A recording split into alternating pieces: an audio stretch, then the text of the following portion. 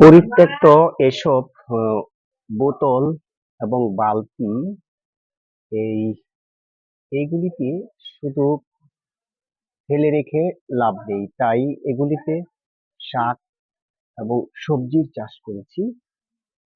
এই সবজিগুলি দেখুন, এই দেখেন পুঁই শাকের যে ডাঁটাগুলা কত বড় হয়েছে।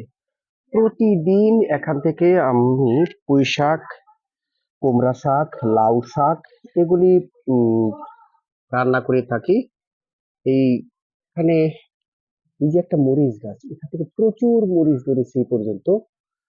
আর এখনো পর্যন্ত দেখেন মরিচের আছে, এই মরিচ আছে। আরেকটা মরিচ গাছ দেখেন, এই দেখেন এই মরিচ গাছটাতেও অলরেডি ফুল চলে আসছে।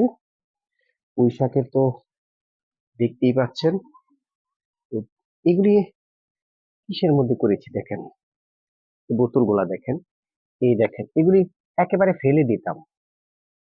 ফেলে দেওয়ার চিন্তাটা বাদ দিয়ে এটার মধ্যে মাটি গোবর দিয়ে এভাবে চাষ করেছি, যাতে আমাদের কিছু দৈনন্দিন চাহিদা পূরণ হয়।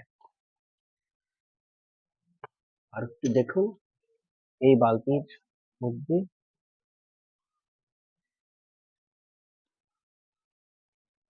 যেহেতু আমার বাসায় দুটো ব্যালকনি, এই দুটো ব্যালকনিতেই ঠিক এইভাবেই চাষ করেছি।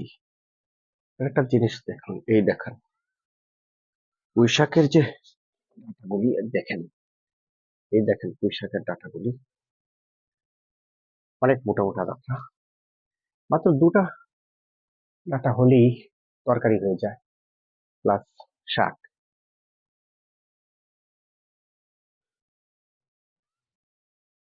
ওই বারান্দায় দেখতে পাচ্ছেন, আর এই বারান্দায়, দুটো বারান্দায় ভরপুর।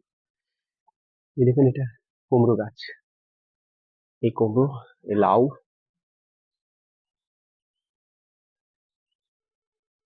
বাইরের অবস্থা দেখুন। এখানে আবার লাউয়ের বিচি লাগানো হয়ে গেছে, এই দেখেন লাউয়ের বিচি লাগানো হয়ে গেছে।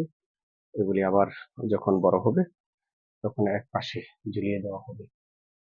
এই এই বালতিগুলি দেখুন, এই বালতি কিন্তু ফ্রি পাওয়া যায়। এই বালতিগুলো ফেলে না দিয়ে, এই বোতলগুলা যেখানে সেখানে ফেলে না দিয়ে চাষ করা যায় চমৎকার ভাবে। এই দেখেন এই একটা চালনি, চালনির মধ্যে কিন্তু দেখুন কতগুলি গাছ হয়েছে। এই চালটির মধ্যে অনেকগুলি গাছ হয়েছে, এই বোতলটার মধ্যে অনেকগুলি গাছ হয়েছে। এই যে মাটি এখানে আবার রাখা আছে, এখান থেকে মাটিগুলা বিভিন্ন সময় আবার এর গাছের গোড়ায় দেওয়া হয়।